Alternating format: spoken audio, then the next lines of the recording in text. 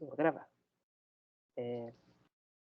Então, hoje a gente vai falar do texto do Oswaldo Porchat, um pouco em sintonia com aquele texto do Quine, tá? Eu vou colocar do Quine depois para vocês, eu estou procurando aqui no meu pendrive, um pouco aquelas estruturas lógicas, só para vocês terem lá no Aprender, não é para ficar pensando que eu vou perguntar alguma coisa daquilo, é só para vocês terem um pouco mais claro, porque quando a gente está presencial, eu faço na lousa, só que assim, eu não sei usar aquela lousa coisadinha daqui, e, enfim, eu achei que também não valia muito a pena fazer PowerPoint e tal, porque não é uma coisa que eu super domino, então é uma coisa que mais eu faço junto com vocês para explicar. Então, eu vou colocar essa explicação que eu li para vocês lá no quadro, que na verdade é uma explicação do Frege a partir do próprio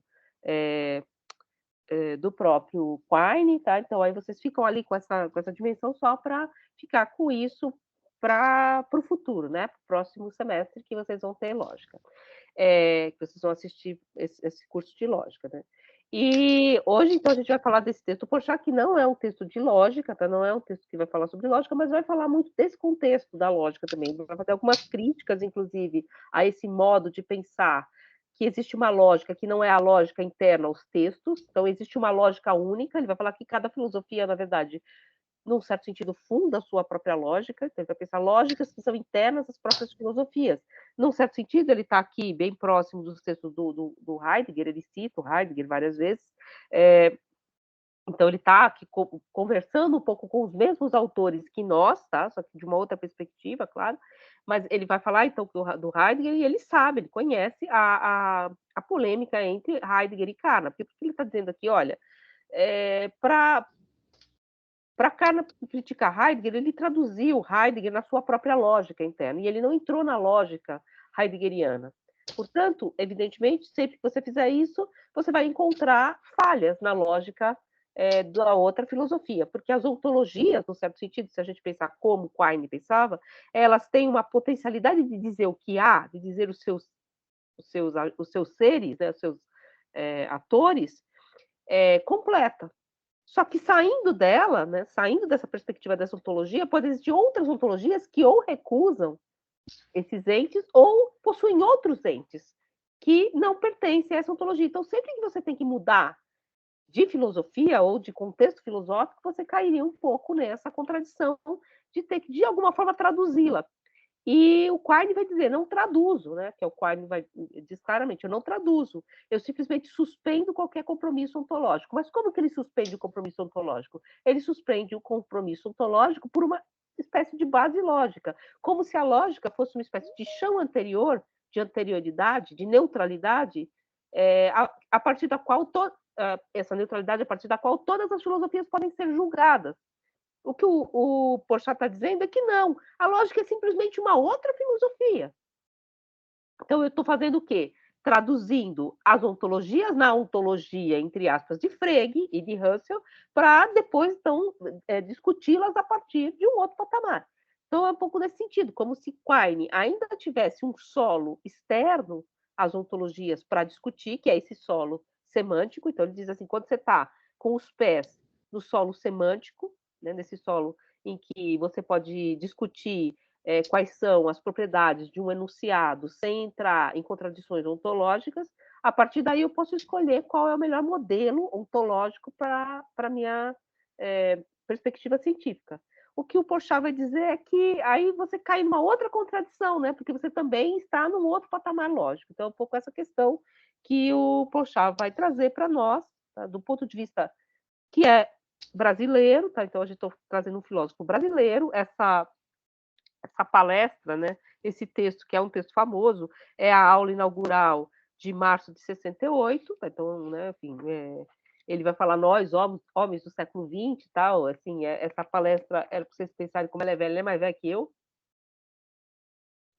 porque eu nasci em 69, e é que eu sou velha, ela é anterior à chegada do homem na Lua, então ela é realmente ela realmente está falando de muito próximo, na verdade, daquela perspectiva do Quine, porque são textos quase contemporâneos, e desse problema que está posto, né, pelo Heidegger, pelo Carnap, que na verdade é um problema que vem dos anos 20, mas que está se desdobrando nesses anos 60. É um texto também mais ou menos contemporâneo ao texto do Adorno, então é um pouco essa nossa perspectiva brasileira do problema, e vocês vão perceber, lendo o texto, que o texto não fica nada a dever, do ponto de vista dos questionamentos filosóficos que ele põe, a nenhuma das outras perspectivas que a gente leu. A gente pode concordar ou não com qualquer uma dessas perspectivas, mas ele está dentro do mesmo debate, ou seja, você está num debate refinado, debatendo com os seus pares, que são os autores contemporâneos, e debatendo, claro, de uma posição que é o Brasil, que é a Universidade de São Paulo, que é uma universidade brasileira, mas sem essa perspectiva de que eu estou fora do debate. É claro que, se vocês forem perguntar qual é no Google, forem no Google Scholar, né, ver qual que é o número de citações do Porchat e o número de citações do Heidegger, é claro que não é isso. É óbvio que o Porchat escreve em português. Português é uma espécie de sânscrito, né, assim, das línguas europeias, uma língua que fala no Brasil, em alguns países da África, mas que em Portugal, claro, e esquecendo, né, assim, e tal. A gente já roubou a língua e já se apropriou e nem lembra de onde ela vem. Então é uma língua muito pouco de muito pouca entrada na academia, tá? Não é uma língua pouco falada, né? Não é essa a questão, mas é uma língua que tem pouca entrada na academia. Então, claro que é um texto menos lido, mas não por isso, por ser menos citado, é um texto que está em algum tipo de delay ou algum tipo de falha estrutural em relação aos demais textos. Tá? Então, é um pouco essa questão que eu queria trazer também para vocês. E eu acho, inclusive, que o texto do Porchat ele é muito bem escrito, inclusive na sua argumentação, trazendo, inclusive, essa dimensão que para nós é muito importante, que é a dimensão da nossa língua, porque a gente está lendo o texto do Quine, eu digo, o texto do Quine é muito bonito, bem escrito, só que eu estou lendo uma tradução, e digo para vocês, sobre o que há é bem mais bonito do que o título em inglês, soa melhor em português. Ou seja, eu estou lendo uma tradução, estou lendo um texto que pode ter sido tornado elegante pelo próprio tradutor. Agora, aqui não, eu estou num texto que é nu, é esse texto mesmo, foi isso que ele escreveu, foi isso que ele leu, porque essa é uma palestra, e é esse o texto que nós vamos ter acesso. Então, a gente está tendo acesso ao texto mesmo, né, às suas questões mesmo. E eu acho que isso também é importante, porque a gente falou um pouco metodologicamente da importância de comparar o texto do Kant ao alemão. Aqui a gente estaria num texto em que a gente não precisa desse tipo de comparação, mas um leitor de uma outra língua, de um outro país, teria que fazer também esse cotejo com a língua portuguesa. A gente pode ser que na filosofia isso não seja comum, mas eu acho que eu já falei várias vezes. Uma vez eu fui, antes de entrar no IB até, muito tempo atrás, eu fui num congresso sobre Machado de Assis. Matéria de latim, é muito bom latim. Mas eu fui num congresso sobre Machado de Assis, e era muito interessante esse congresso de Machado de Assis, claro, tinha vários brasileiros e tal, mas tinha pessoas do mundo inteiro, tinha franceses, inclusive o Massat, né, que é um francês, que escreveu sobre Machado, tinha vários ingleses, pessoas de língua inglesa, americanos, e eles falavam português, eles liam português, com alguns problemas, né, assim, sempre aquelas coisas engraçadas, né. Teve só uma fala que eu achei muito engraçado, o cara lá falava português muito bem e tal, mas aí ele foi falar, né, que tinha as mulheres que iam na missa, não sei o quê, as mulheres que iam na missa, e ele falava rameira toda hora, rameira, rameira. E a gente rolava de rir, rolava de rir. E ele não entendia por que a gente estava rindo, né? Aí o cara falou para ele que não é rameira, é romeira, rameira é outra coisa, né? Assim. Aí, romeiras. Então você vê que também esses problemas de errar a palavra, né? E rameira, para nós, né? Nem Portugal, nem sei se tem esse significado, é uma palavra assim, causava uma coisa engraçada, né? Assim, na verdade, porque a gente sabia que ele estava errando a palavra e criando uma palavra estranha. Enfim, então só essa dimensão para falar para vocês que a língua, né? A língua ela é central no problema da filosofia. Às vezes a gente acha o brasileiro e seu português, né? O Saramago que falava existem línguas em português, né? Porque se você pegar um texto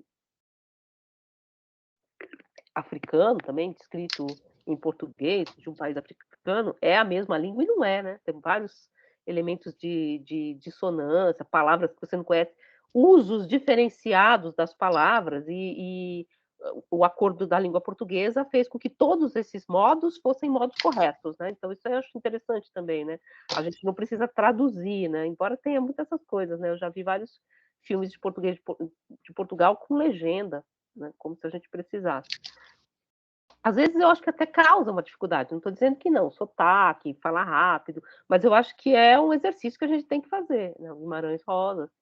Deve ser difícil ler o Guimarães Rosa num país, em Angola, em Moçambique.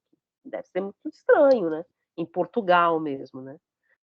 Traduzir Guimarães Rosa. Então, acho que também essa dimensão da tradução é muito interessante. O tradutor do Guimarães Rosa para o francês é o Georges Colli, que é ele trabalhou um pouco nessas coisas, né? Que é um historiador da arte brasileiro. Então, você tem que ter uma dimensão. Como é que você traduz sertão? Né? Sertão é uma palavra que não existe em outras línguas, né? Você pode traduzir por, sei lá, grande território, vasto território e tal, mas sertão é sertão, né? Sertão é uma palavra que quer dizer sertão, não tem muito sinônimo, né? Não é deserto. Então, quando você fala sertão, a gente já entende. O cara é do sertão, você já entende plenamente do que você está falando. Mas é uma palavra que realmente não tem uma tradução imediata. Vereda também, né? Veredas também é uma palavra que, como eu falei para vocês, a gente já entra no texto do Porchat, está aqui todo em preâmbulo, né? Como eu falei para vocês, o Heidegger tem um livro que chama Holzweg, né? Que é Caminhos na Floresta, né? Que é picada.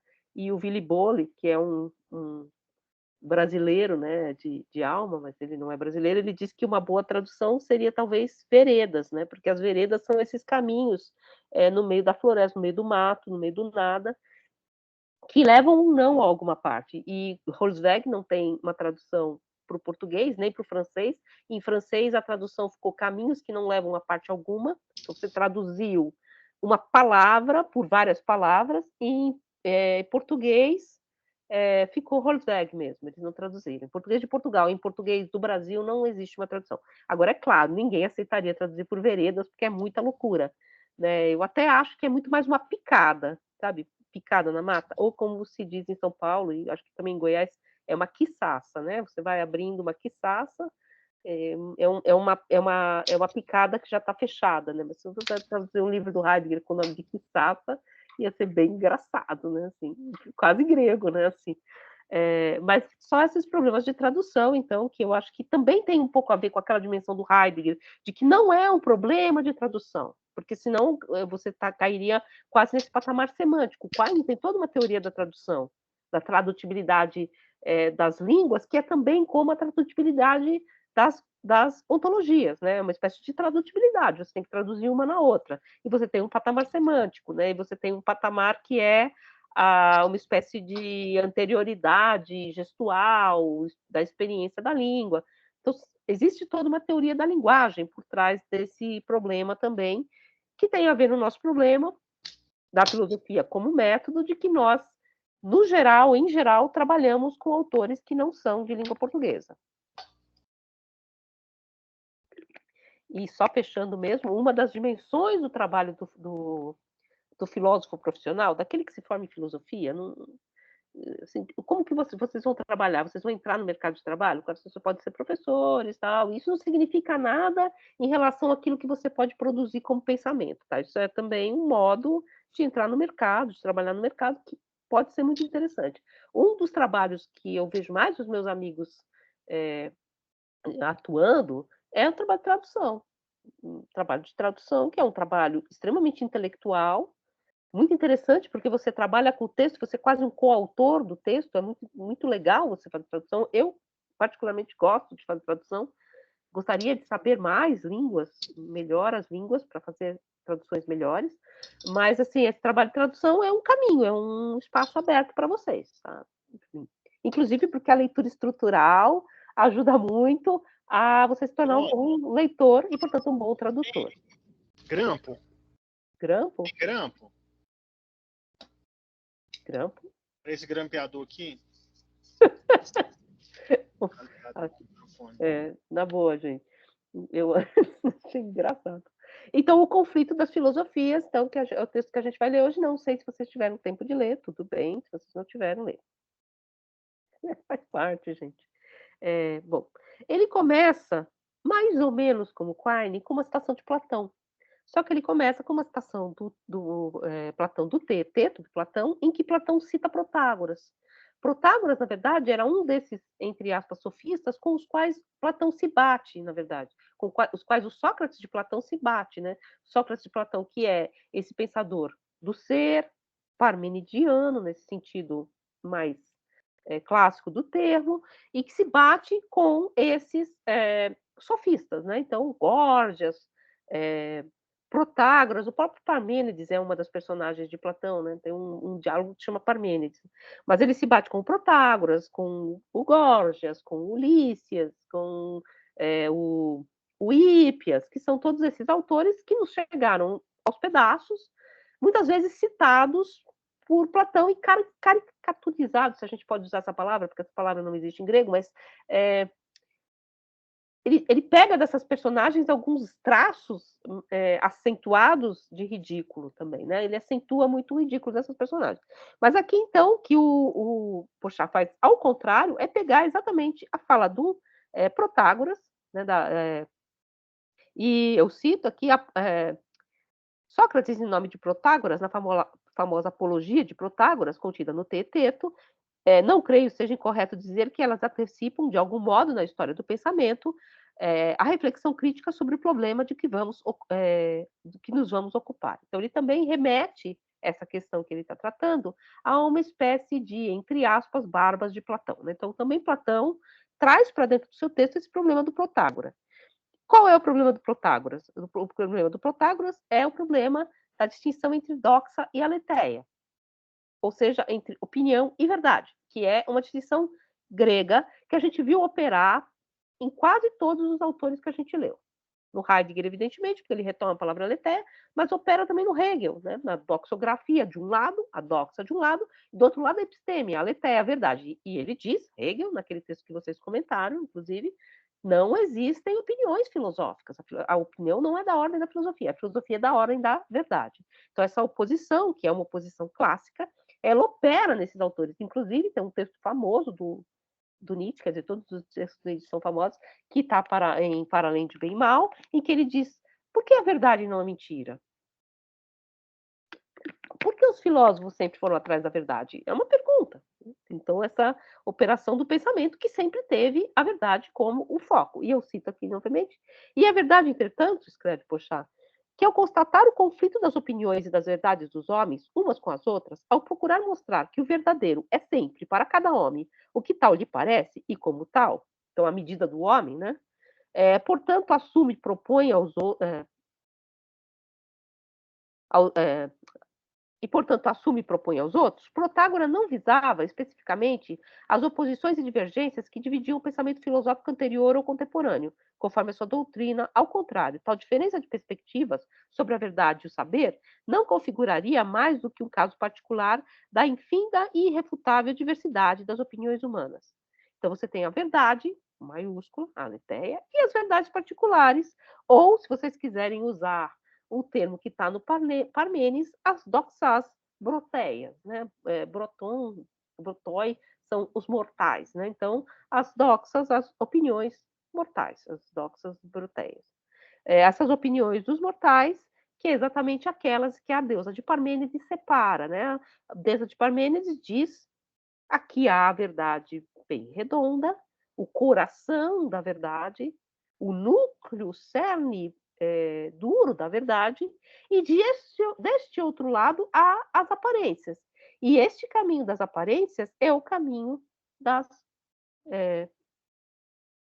doxas broteias. Por isso que ela diz, num determinado momento, aquilo que a gente até leu, essa via, a via em que ele chega, ela é além, fora do mundo dos homens, dos mortais, porque você está longe das opiniões mortais. Então, a gente estaria novamente nessa questão, na segunda parte do poema de Parmênides, que ele cita aqui. Já falei para vocês que ele não gostava do poema de Parmênides, né, o professor, Porchat, ele inclusive escrevia em grego na lousa a frase do Parmênides, dizia: "Olha que feio, não sabe versificação", enfim, tal, e ria sozinho, né, porque a gente estava achando assim: "Ah", né, escrevia lá em grego e falava: "Olha aqui o acento", a gente voando, né, que acento, tá entendendo nada, eu tinha acabado de entrar na universidade, mas ele falava assim: "É, não gosto desse poema". Eu particularmente gosto, depois eu fui aprender um pouquinho de grego, não sei, não é o grego que vocês vão aprender, tá, esse grego do Parmênides, porque o Parmênides não é, contemporâneo de Platão, e o grego que a gente aprende é o grego ático, né. Mas dá para ler. Gente, é ótimo. E aí ele vai dizer assim, o que essa verdade ela se afasta? Ela se afasta exatamente desse núcleo do comum.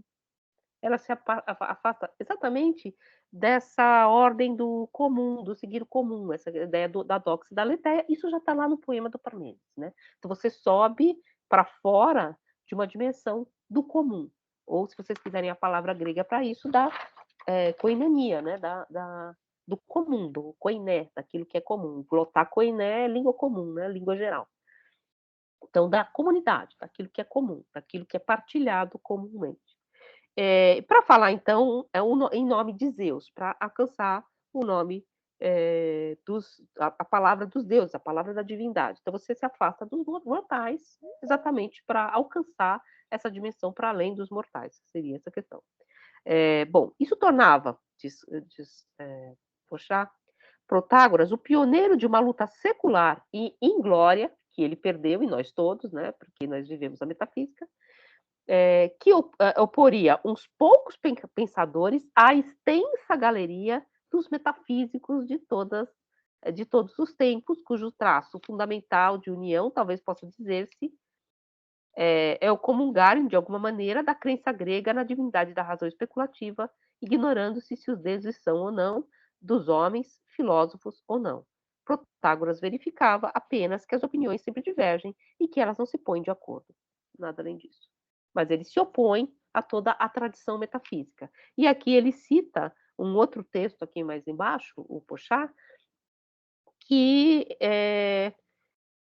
diz Protágoras, a linguagem ela prova tudo o que ela quer. Ela prova isso ou aquilo. A linguagem dos tribunais, ela prova isso ou aquilo. Ela prova o que você quiser. E um dos textos que é clássico em relação a isso, que mostra que você consegue convencer as pessoas de qualquer coisa pelo Logos, é o Elogio de Helena, que é um texto do Gorgias, que é um outro personagem dos diálogos de Platão, que existiu, evidentemente, mas cuja obra chegou a nós em pedaços. Esse elogio de Helena, nós temos quase completo, já trabalhei com ele nesse curso, inclusive de HF. O elogio de Helena é um texto muito interessante, porque quem é Helena? Helena é aquela que move a guerra de Troia, né? Ela é aquela que destrói Troia, porque é ela que, fugindo com Paris, fugindo com o Alexandre, ela deixa Menelau e faz com que os homens se movam para Troia e destruam Troia para recuperá-la. Então, Helena é uma mulher, embora ela seja a própria grega, né? Porque grego em grego, grego em grego é Hellas, né? Então, Helena é a grega, né? Helena, Hellas, né? A Héliade, né? Como se fala da Grécia, né? Então, embora Helena seja a própria Grécia, num certo sentido, ela é também uma figura indefensável, muito difícil de defender, né? Inclusive, na Odisseia, há um momento em que diz que ela tem olhos de cadela. Não sei o que isso significa em grego, mas diz exatamente isso. E ela era uma mulher lindíssima, claro. Mas o que o Gorgias faz? Ele cria todo um discurso em que ele faz com que você siga a ordem das razões, ele fala das causas, e faz com que você entre nesse jogo de elogiar o encômio de Helena, de elogiar essa personagem. E aí, no final, ele diz, Gorgias, depois que você entrou no jogo dele, que o Logos é um grande soberano. Você foi convencido não por Helena ou por mim, mas pelo Logos, pelo discurso. Então, o Logos é um grande soberano. Então, é um pouco o que diz esse texto do Elogio de Helena, que é um texto que depois vai ser creditado à retórica, aos retores, né? Que são também aqueles que Platão joga para o lado dos sofistas, né? São aqueles que não querem dizer a verdade, não estão preocupados com isso. Também sob esse prisma, diz mais aqui embaixo o Porchat, não há como recusar razão a Heidegger, que nos diz que a filosofia é grega na sua essência e que a expressão filosofia europeia ocidental é uma tautologia. Ele diz isso, né, Heidegger. De fato, a história da filosofia brinda-nos com um desfile quase ininterrupto dos grandes sistemas que, uns após os outros, sempre incompatíveis, se apresentam animados, todos e cada um, da mesma pretensão de representar a verdadeira solução dos problemas do ser e do conhecer, a edição nova e definitiva da realidade. Isso, evidentemente, parece muito com aquilo que a gente leu no próprio Hegel, né? Todas as filosofias, se são filosofias que apontam para a verdade. Vale lembrar que o Porchat está dizendo aqui que existe toda uma tradição, que é uma tradição que ficou à margem, que é a tradição que não se importa com a verdade, que não tem a verdade como o polo final. Essa tradição, a tradição desses filósofos que foram relegados pelos metafísicos a partir de Platão a uma espécie de borda, a uma espécie de espaço de antagonismos, eles são os antagonistas dos diálogos platônicos. É Protágoras, é o Hípias, é o Górgias, né? São esses antagonistas de Sócrates, são os antagonistas, portanto, dessa teoria do ser, né? Assim, que são muito mais próximos de Parmênides, que vão se pôr, então, como grande sistema daquilo que Heidegger e também Porchat está chamando da metafísica ocidental. É por isso que Heidegger diz que dizer filosofia ocidental é a mesma coisa. Por quê? Depois o próprio Porchat vai dizer assim, porque não são os sófos, mas de onde vem a palavra sofista, né? Que é sábio, né? São os filosófos, aqueles que se aproximam da sabedoria, calçam luvas, cada vez mais se distanciam desse núcleo de saber. Então, são os filósofos. Filósofos é aquele que tem uma espécie de aproximação ao saber, uma espécie de tendência ao saber. Vale lembrar, a gente já falou um pouco dessa partícula, né? Filos, né? Então, se vocês se lembrarem do Heráclito, a physis criptestai filei, a physis ama esconder-se, esse filei é uma aproximação, um achegar-se, um amor nesse sentido grego, e é isso que o filósofo faz, ele tem um achegar-se da verdade, mas ele já não possui essa verdade, nem sequer é capaz de elucidá-la. E aí ele vai dizer, então, aqui, da posição dele, ele vai trazer uma outra personagem, que também é uma personagem marginal, que é o Sexto Empíricos. Sexto Empíricos é um médico, tá? Que se diz, Sexto Empíricos é médico, né? Então, empíricos é porque é aquele que vai atuar com as mãos, né? Que vem de Quiron, né? Quiron, mão, né? Enfim, então, e a figura do médico, a figura central, assim, dessa figura do Quiron é aquele centauro, né? Então, é a figura que ainda está próxima de uma espécie de manualidade, né? Então, e o empírico, o médico, ele é esse homem próximo à manualidade, né? Porque ele lida com o corpo humano, ele não faz abstrações do corpo humano. Mas os Sextos Empíricos, que é esse médico, que escreveu as hipotiposes pirrônicas, Pirro, que é um filósofo um pouco mítico, que seria o primeiro filósofo cético, descrito, portanto, por Sextos Empíricos. Sextos Empíricos, que é exatamente a figura a partir da qual Porchat pensa a filosofia, então ele se diz um cético, à maneira grega. Sextos Empíricos, como sabemos por Sextos Empíricos, em hipotipose pirrônica 4, embora não sustentassem, como os membros da nova academia, que a verdade é inapreensível, os céticos opuseram sua perseverança continuada na skepsis, na investigação e na pesquisa, a desenvoltura dos filósofos dogmáticos que proclamam sua descoberta e conhecimento da verdade. Skepsis é pesquisa, né? Então, é procura, é busca, é uma espécie de suspensão eterna do completo, do encontrar. Então, não é que o cético renuncia à filosofia, ao contrário, ele renuncia a uma filosofia que tem um término. Inclusive, uma das questões dos Sextos Empíricos é como é que você faz para descobrir qual é uma boa filosofia. Ele diz, você leva os argumentos de todas as filosofias até as suas últimas consequências e coloca esses argumentos em equipolência, ou seja, na mesma potência. Então, eu argumento para um lado e argumento para o outro.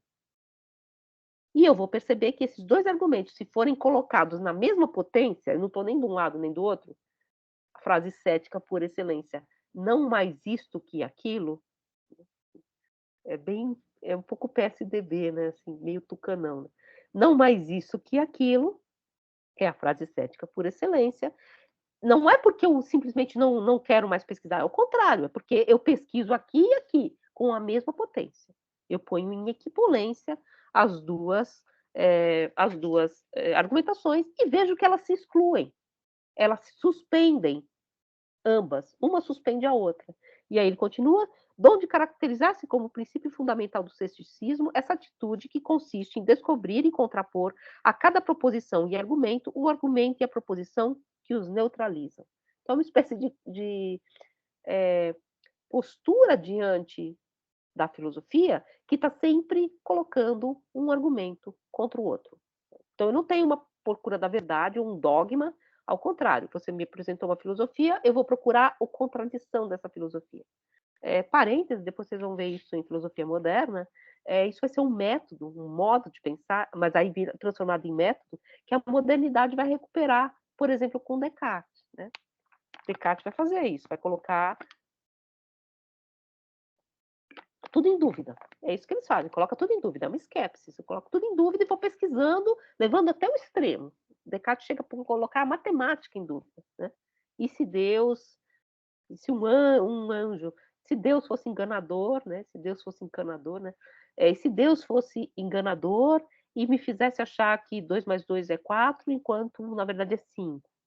Aí ele mesmo fala: não, mas aí não rola. E se tivesse um gênio maligno que fica me enganando? Né? Como a gente vai fazer prova de matemática, o gênio maligno está sempre lá, né? Porque eu sempre errava. Então, aí mas qual que é esse argumento cartesiano? É um argumento exatamente de tentar colocar tudo em suspensão. Mas tem uma outra função, tá? Então, a função cética dos cestos empíricos,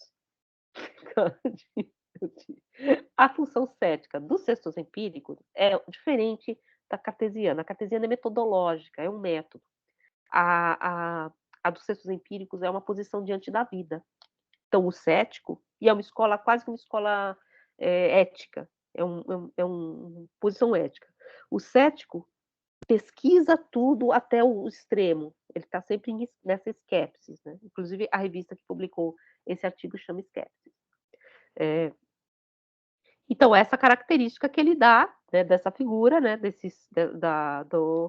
do cético. Lhes era difícil aos céticos, que era uma escola, são essas escolas do final do período clássico, os céticos, os estoicos, os, os epicuristas, né, que a gente estuda muito pouco, realmente, eles é uma nota de rodapé da história da filosofia, quando muito, porque vocês vão pegar livros de filosofia que sequer falam desses autores, e em que Porchat encontrou toda a possibilidade de escapar do problema da filosofia platônico e metafísico. E aí ele diz, não lhes era difícil aos céticos constatar o desacordo permanente entre as diferentes posições da filosofia dogmática da antiguidade e as recíprocas condenações e desmedidas à infinita multiplicidade de suas opiniões inconciliáveis e contestações incessantes dos argumentos adversários. Então, eles percebem lá a disputa e se colocam fora das disputas, porque eles entram nos dois lados da disputa, né? É como se você entrasse nas duas partes da polêmica.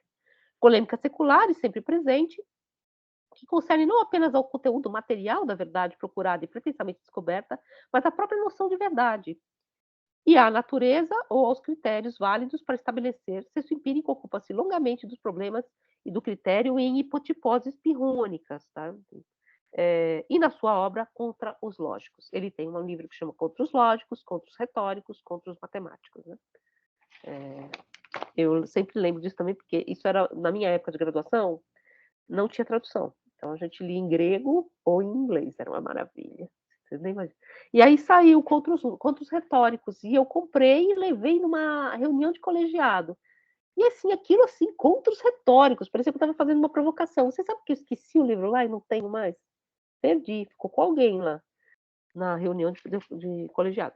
Bom, aí então, enfim, depois, muitos séculos depois dessa Suma Cética, que foi escrita pelo Sexto Empírico, ele vai dizer, nós, filósofos do século XX, ele, Porchat, vai pensar que, então, que a essência da filosofia que triunfou, da filosofia grega que triunfou, ainda que guiada no mundo moderno, para retomar uma vez mais as palavras heideggerianas por representações cristãs, foi aquela da metafísica. Então, Heidegger mostra que tudo isso foi lido pelo cristianismo, mas foi a metafísica platônica. Enquanto que essa questão do ceticismo foi colocada de lado, né? Enfim, como que é? Uma vez um professor, ele veio aqui recentemente, o Enéas, ele veio no NPG Fio, você estava no NPG Fio? Você estava? O Enéas veio aqui, o Enéas Forlin, que é um estudioso de Descartes, inclusive isso que eu estou falando dos céticos e da questão Descartes e ceticismo, eu li no livro dele, e uma vez ele veio aqui e aí ele estava falando assim, porque os céticos, gente, ele é bem engraçado, assim, falou, porque os céticos, gente, os céticos eram tipo os maconheiros da antiguidade, ninguém ligava para eles, eram os malucos, então era meio isso, assim, né, então era uma coisa meio uma borda, né, enfim. Então ele vai dizer assim que essa questão, né, e com efeito, se nos colocarmos na posição do espectador que acompanha do exterior e anteriormente a qualquer oposição de natureza filosófica, as manifestações do pensamento filosófico através do tempo, a filosofia se nos oferece como uma pluralidade de sistemas, de concepções, uma coisa vai, outra coisa vai, e aí ele vai dizer que não existe nenhuma unidade, nem metodológica, nem temática, nenhum liame que faça com que você consiga determinar o que é filosofia. Um pouco a mesma questão que vocês viram lá no Hegel. O que faz a filosofia? A filosofia, o que faz dessa pluralidade de sistemas que querem dizer a verdade e entrar em contraste, esse conflito eterno das filosofias. E aí ele diz aqui mais para frente, em outras palavras, a filosofia aparece como uma multiplicidade historicamente dada de filosofias, identicamente empenhadas, todas elas na elucidação da própria noção de filosofia e identicamente confiantes na própria capacidade de resolver essa questão de princípio e de executar de maneira adequada o programa que o mesmo empreendimento de autodefinição implicitamente lhe traça. Ou seja, toda filosofia, ela propõe a sua própria verdade, ela propõe o seu projeto, ela exclui aquilo que ela acha que não é verdade e ela se põe, portanto, a defender aquilo que ela mesma pôs como petição de princípio. Essa questão que ele vai dizer que vai repercutir, inclusive, e aí ele traz o Martial Guerreau. E aí a gente entra um pouco na questão que é interessante para nós, porque não sei se vocês conseguiram ler o texto, depois ele cita, inclusive, o texto que vocês leram do Goldschmidt. O Guerreau é o outro grande filósofo, filósofo da metodologia da leitura estrutural, dessa estrutura do texto. E o Martial Guerreau, que também foi um dos professores que fundou esse modo de fazer filosofia, com o qual pelo qual se formou o próprio Porchat, que é o modus piano, né, de fazer filosofia, ele diz assim, Martial Guerreau colocou com exatidão o problema ao escrever, e ele cita. Esse texto também está para vocês lá, como, se não me engano, está lá como um texto de apoio. A filosofia não pode, com efeito, pôr-se em liberdade autônoma sem determinar-se em relação ao que a precedeu, como filosofia ou não filosofia, segundo um processo de repulsão e de acomodação. Essa necessidade de antagonismo, então ela tem que se pôr num lugar, ela tem que antagonizar alguma coisa, um pouco hegelianamente, e se pôr como um outro patamar. E de comparação, une insoluvelmente, desde a origem, em toda a filosofia, o presente ao passado, numa palavra, confere-lhe um aspecto histórico. Então, as filosofias, elas vivem exatamente desse conflito. E aí ele vai dizer, mas essa tematização crítica das outras filosofias, a que cada filosofia procede, é levada a efeito através de uma redução dessas outras às razões que lhes são próprias. E aqui a gente volta um pouco àquela questão do Quine. Quando eu vou criticar o meu antagonista, então, quando Carnap vai criticar Heidegger, quando Nietzsche vai criticar Hegel, ele põe Hegel nos seus próprios termos, ele põe Heidegger nos seus próprios termos, ele transforma o autor que ele está criticando na sua própria teoria da filosofia. Inclusive, mais para frente, o Porchat cita aquele truísmo de que todo ele cita aqui mais embaixo, de que todo o filósofo é um mau historiador da filosofia, é um truísmo, na verdade, eu nem sei se isso é verdade, mas ele cita um pouco como que é um lugar comum, porque todo filósofo transforma todas as outras filosofias em algo que vai orbitar em torno do seu pensamento, sendo antagonista ou algo que o antecedeu. Então ele vai fazer orbitar toda a história da filosofia em torno dessa verdade imantada pelo seu próprio sistema. Então é como se ele fizesse toda a história da filosofia girar em torno dele, que é um pouco o que o Nietzsche diz do Hegel, né? Tudo que existe, existiu para um dia acabar no crânio de Hegel, né? Mas o próprio Nietzsche, se você for pensar, faz isso. Ele pega Hegel e transforma numa personagem, num tipo um pouco ridículo da sua própria filosofia, do seu modo de filosofar, que tem uma outra estratégia lógica interna, né? A lógica interna do texto do Nietzsche é outra. E qual é a lógica interna do texto do Nietzsche? É se valer de argumentos retóricos não no sentido de que isso é falso, tá? Muito pelo contrário, inclusive é exatamente isso que o Porchat está falando, dizer que a retórica é falsa é cair na metafísica. Então você usa de argumentos retóricos, de exemplos, de comparações, mas para fazer isso você arrancou Hegel do conteúdo hegeliano para transformá-lo numa personagem da própria filosofia nietzschiana. Isso você percebe. A mesma coisa que o Carnap faz com Heidegger. Ele faz o Heidegger se transformar num mal lógico. Olha como ele não sabe fazer lógica. Olha como é má construção lógica esse enunciado. Mas essa lógica não é a lógica interna ao próprio texto do Heidegger. E o Heidegger vai e responde, muito tempo depois, do jeito dele, não é isso um enunciado que é arrancado do todo da língua, ou seja, dentro da lógica de uma outra filosofia. Ou seja, eu estou sempre nesse conflito que Quine, como eu disse para vocês, soluciona por um patamar semântico lógico. Né? Então, ele vai dizer aqui, né,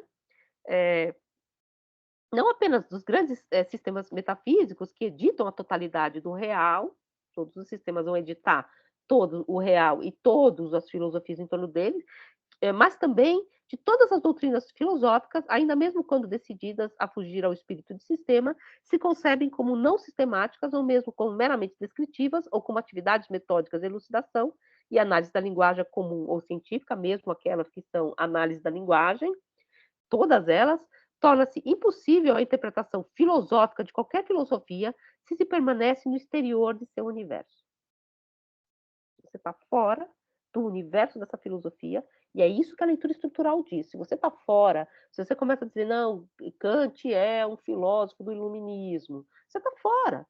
Então, tudo que você está fazendo pode ser científico, ele vai falar um pouco aqui da sociologia, do pensamento, mas não é filosofia, não é filosófico, né? Você não entrou na filosofia.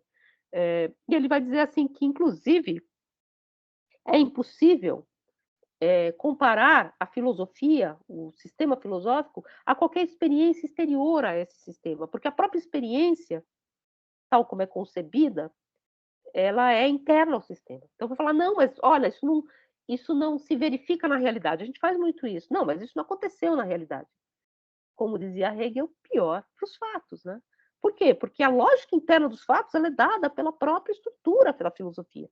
Então, ele vai dizer isso. Não adianta você tentar mover essa filosofia para um discurso que é externo a ela e compará-la, por exemplo, a uma experiência comum. Ou, se vocês quiserem, como faz o Carnap, como faz o Círculo de Viena, a questões empíricas imediatas, a empiria, a ciência empírica. Então, o que você está fazendo, se a sua filosofia ela comporta uma lógica que está colada à empiria, ok. E a sua filosofia. Agora, uma outra filosofia, filosoficamente, ela cria outros elementos de empiria, outros elementos de real. Ela diz o que é o real, num certo sentido. Eu respondi, não sei se para vocês ou para outra turma, muita gente colocou, talvez que tenha vindo de alguma leitura do Hegel, eu não estou fazendo uma crítica à leitura do Hegel, mas que diz, por exemplo, que a questão do espírito ela é social, ela é uma construção social. Eu entendo que a construção social não é ela é uma construção social. A construção social ela é exatamente esse movimento do espírito. O espírito constrói essa construção social e não o contrário. Não é assim, ele é construído pela sociedade, porque aí a gente cai um pouco nessa questão do determinista. A filosofia é um reflexo do social. O que o Porchat está dizendo aqui é que não é desse jeito que você vai encontrar a lógica filosófica, porque a filosofia ela joga para dentro dela mesma, inclusive a noção de experiência. E vocês vão ver, assim, a gente tem todo um trabalho aí que a gente está querendo escrever sobre a noção de experiência. A palavra experiência, Erfahrung em alemão, quer dizer várias coisas. Você tem desde a experiência, tal como pensam os empiristas, que é a experiência científica, até a noção de experiência, tal como pensa Hegel, que é exatamente esse movimento de extrinsicar-se da consciência em direção ao objeto que torna um terceiro. também. Ele diz isso claramente no prefácio Fenomenologia do Espírito. Isso que a gente chama de experiência. Experiência, portanto, não é algo que se dá imediatamente entre um objeto e o sujeito. Enfim. E aí ele vai dizer, mesmo as ciências, elas se revelam igualmente potentes para fornecer por si mesmas um critério válido de opção filosófica. Porque as ciências também, nesse sentido, elas são internas ao jogo da filosofia e não externas. Ou seja, ele está dizendo aqui que aquilo que o Quine propõe, que é uma filosofia lógica, que serve como solo comum a todas as outras e que, portanto, é uma língua comum, é uma língua franca, que permite que eu avalie todos os compromissos ontológicos de fora, que é isso que o Quine diz claramente. Eu suspendo todos os compromissos ontológicos como? A partir das variáveis ligadas e dos pronomes que eu faço substituir aos pronomes que eu faço substituir aos nomes. Isso suspende os meus compromissos ontológicos. Aí o que o Porchat diria? Sim, só que cria outros, os compromissos ontológicos, os compromissos filosóficos que você tem com a lógica de Frege e com a lógica de Russell, que não é uma mera linguagem. E isso ele vai falar também, ele vai falar do método genético, que ele fala assim, o método genético, que é exatamente essa construção sociológica do pensamento, como ele bem sabe, e ele é formado no estruturalismo, não dá conta. Ele vai dizer aqui, né? A explicação genética condena-se pelas exigências de sua própria natureza. O que é explicação genética? A gente já sabe, está lá no Goldschmidt. É explicar os textos como produtos, como gênese de algo que é externo a eles.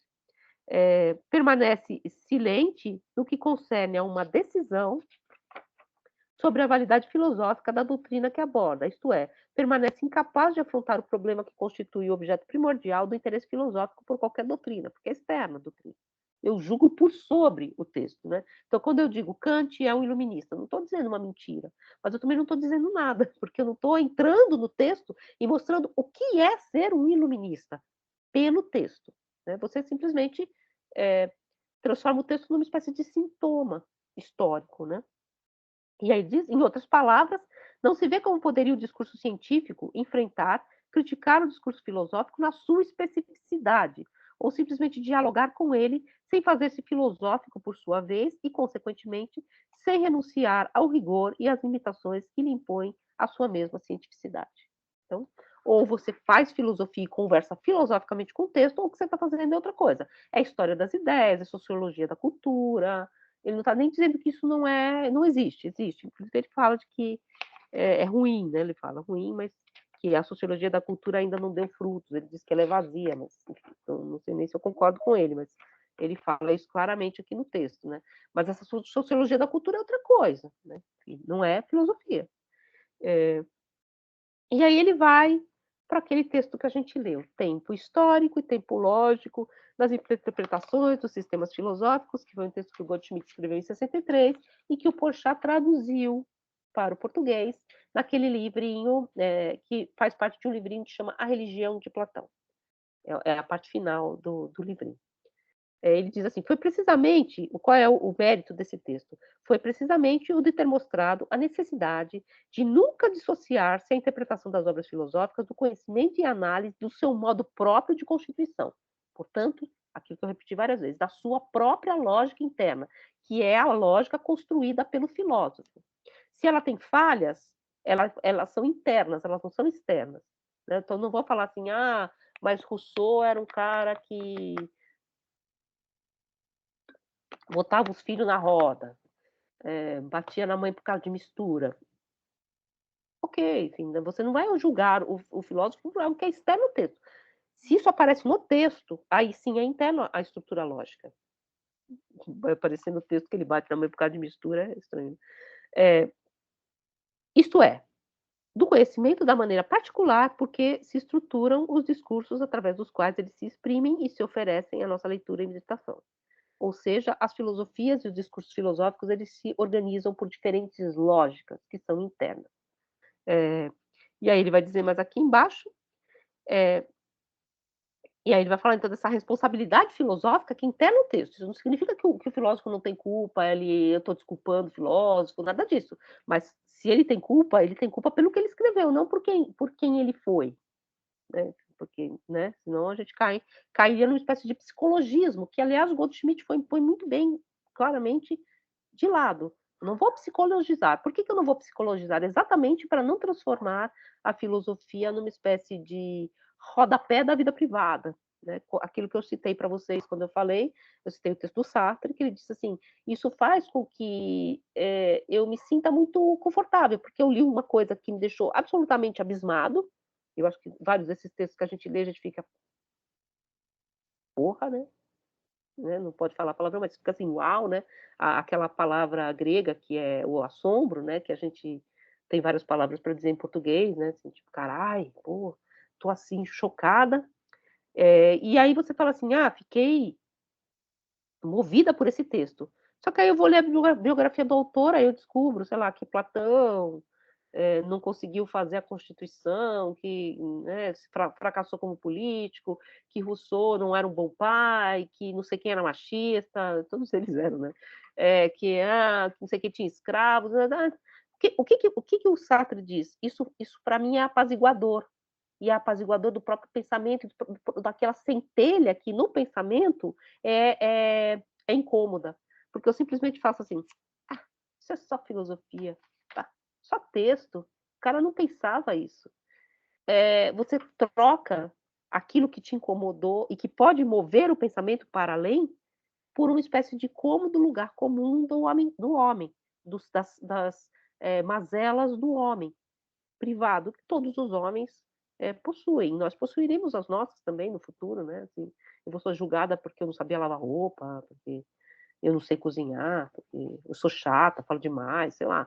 Você vai ser julgada por alguma coisa que não é aquilo exatamente que você pensou, né, e aí ele vai dizer: "Entender de outro modo a doutrina que não como ela se nos apresenta e se nos propõe segundo a intenção do seu autor, querer aplicar-lhe critérios externos ou julgá-la segundo uma teoria da contradição que lhe é estranha, uma teoria da contradição que lhe é estranha, por exemplo, a teoria de Frege, ou a teoria de Russell, ou a teoria lógica, ou a análise do enunciado de Carnap, eh, na pretensão de assim melhor julgá-la filosoficamente, implica em verdade a recusa prévia e pré-judicial, então você já está pré-julgando, então você já está colocando uma filosofia por sobre ela, e você está traduzindo essa filosofia em uma outra filosofia, da sua lógica própria e, consequentemente, a rejeição antecipada e irrecorrível do seu universo de discurso.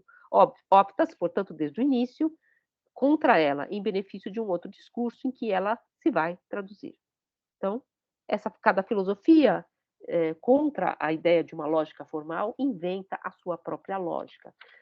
O que que ele está dizendo também aqui, que eu acho que é muito interessante para nós, no nosso âmbito atual, tá, assim, a gente aprendeu, né, eu aprendi também, vocês ouviram assim: "Ah, você tem que formar", isso está lá é um lugar comum, na verdade, então um lugar comum, chavão abre porta grande, né, não serve para nada. É um chavão. Ah, para que serve filosofia? Formar cidadão crítico,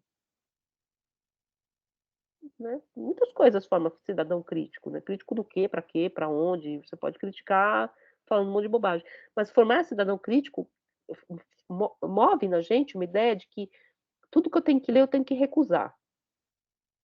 Antes de tudo, eu tenho que ler com uma pedra na mão, né, eu tenho que ler já mostrando que eu sei mais que o cara, que eu sou o cara. Eh Então, o que é ser um cidadão crítico? Depende, é interno à lógica do texto, né. O que é ser um cidadão crítico para o Kant? É ser um cidadão autônomo, é ser um cidadão esclarecido, né. Agora, para o Nietzsche, o que é ser cidadão crítico? É ser um cidadão esclarecido ao modo do Kant? Não. Então é interno à própria lógica do discurso. Não estou fazendo nenhuma crítica à noção de cidadão crítico, formar cidadão crítico. É claro que eu acho que a filosofia é importante no ensino médio, não necessariamente para formar cidadão crítico, mas para dar uma capacidade de leitura para as pessoas, de leitura de mundo, inclusive, porque você lê esse tipo de texto, que é um texto diferente do texto de jornal, do texto comum que a gente está acostumado a ler, dá para você uma capacidade de ler o próprio texto de jornal que é muito, muito, muito mais sofisticada, né. Então, concordemos ou não, gostemos ou não de filosofia ou de sociologia, né, não é só ensinar a ler, é ensinar um modo de ler, um método de ler. Senão a gente fica muito numa coisa superficial. Eu sei ler, eu sei juntar uma palavra com a outra. Isso todo mundo, isso praticamente todo mundo sabe, né? Bom, então o que ele diz assim, então aqui ele faz uma defesa, a princípio, do método do Goldschmidt, mostrando que, do Guerrero e do Goldschmidt, mostrando que sim, eles têm razão em pensar que cada sistema tem sua lógica. Só que ele logo vai fazer uma espécie de crítica também, porque ele vai dizer que, num certo sentido, essa perspectiva que o Guerrero e que o Goldschmidt criam também se põe no lugar um pouco dessa lógica formal, né? Porque se o estruturalismo, se a leitura estrutural ela se torna uma outra forma filosófica, se ela tem uma filosofia própria, o que ela faz é também traduzir os textos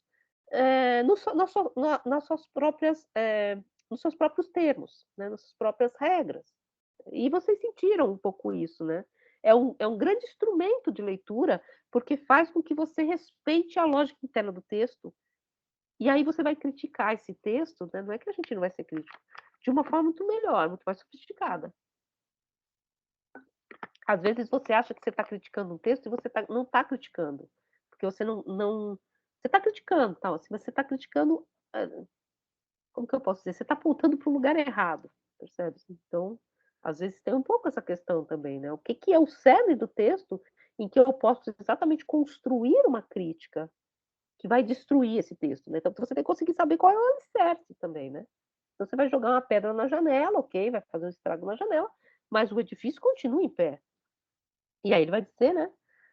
Ora, a compreensão da autonomia das doutrinas filosóficas, da anterioridade do direito, sempre assumido pelo discurso filosófico, em relação às outras formas de discurso, o reconhecimento dessa característica comum às diferentes filosofias, que é o serem invenções e instauração de seu universo próprio, que nega e exclui todos os demais, e ao qual, de algum modo, tudo é reduzido, a compreensão, enfim, dessa indissociabilidade entre cada doutrina e a lógica, que é a estrutura, e lógica sempre entre aspas, aqui, sempre revelada por uma leitura atenta e rigorosa, nos tornam fácil de verificar que uma solução não filosófica para o conflito das filosofias é, do ponto de vista filosófico, isto é, do ponto de vista das filosofias, pura e simplesmente incompreensível.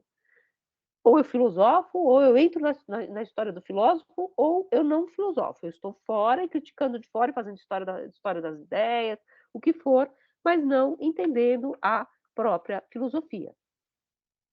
Só que nesse sentido, né, ele vai dizer que, e vocês vão notar isso, também assim, a gente isso não resolve exatamente o meu problema se eu não tenho sequer, que é a crítica que ele vai fazer ao estruturalismo na página 11, se eu renuncio a ser filósofo também, né? Então eu não sou sofói, eu não sou mais o sábio, né, ele diz aqui, aqueles que não se tornaram ainda sofói, e não pretendem e não se pretendem mais do que filosofói, né? Que não se pretendem mais filosofói, às vezes não se pretendem sequer filósofos. Você vai cada vez se afastando mais. O que ele está dizendo? É quase como se você fosse cada vez mais calçando luvas, né? Então hoje em dia nós somos filósofos, nós somos amigos dos amigos.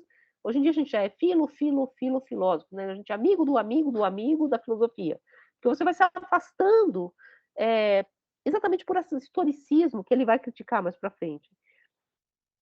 E aí ele vai dizer: constrange-se constatar que os filósofos, em verdade, nunca dialogam, apenas polemizam. Dialoga o mestre com o discípulo, dialoga Sócrates com Teeteto, né? Dialoga o mais velho que conduz e orienta o mais jovem que se deixa conduzir e orientar. Platão não dialoga nunca. Duas filosofias em contato são sempre dois mundos que se enfrentam visceralmente incompatíveis e ordenados sempre à negação um do outro. Isso, uma vez que eu fiz grego, né, um pouquinho na USP, e a professora falava isso, o diálogo do Platão é mais ou menos diálogo, né? Porque, assim, o cara fala três páginas, é verdade, certamente, Sócrates. Muito bem pensado, Sócrates. Por que, Sócrates? É verdade, Sócrates. Tem toda razão. Ou quando diz, não é bem assim, Sócrates, mas depois fala, com certeza, Sócrates. É meio assim, né? É meio função fática, né? Só para dizer que tem alguém falando com ele, que ele está falando sozinho. Até quando ele está. E às vezes ele está enrolando, né? Porque às vezes Sócrates está argumentando para um lado que não é o que ele vai. Ele fala, não, mas não é isso. Ah, vocês vieram junto, ah, bobão. Mas assim, ele não está dialogando com ninguém, né? No fundo, né? E aí ele vai dizer então que, aqui embaixo, tendo-se intimamente familiarizado com os diversos universos filosóficos, parecer-lhe-á, nossa, ao nosso filósofo sem filosofia, que o empreendimento criador ou a simples opção lhe são velados, enquanto permanecer atento à pluralidade irredutível das filosofias. O conhecimento mediado da natureza do conflito das filosofias falo-á a renunciar a dele participar. Filósofos não se fará filósofo. Já não é mais sofói, é filósofo, nem filósofo ele será. E mais, ele vai dizer essa questão do Guerru, que está aqui na página 11, que ele vai fazer essa crítica. Então tá, eu tenho todos os instrumentais para ler a filosofia, mais ou menos como aqueles jovens filósofos que são eunucos lá no Nietzsche. Eu tenho todos os instrumentos para dissecação. Eu vou dissecar um cadáver ali, vou dissecar vários cadáveres. Ok, estou dissecando todas as filosofias.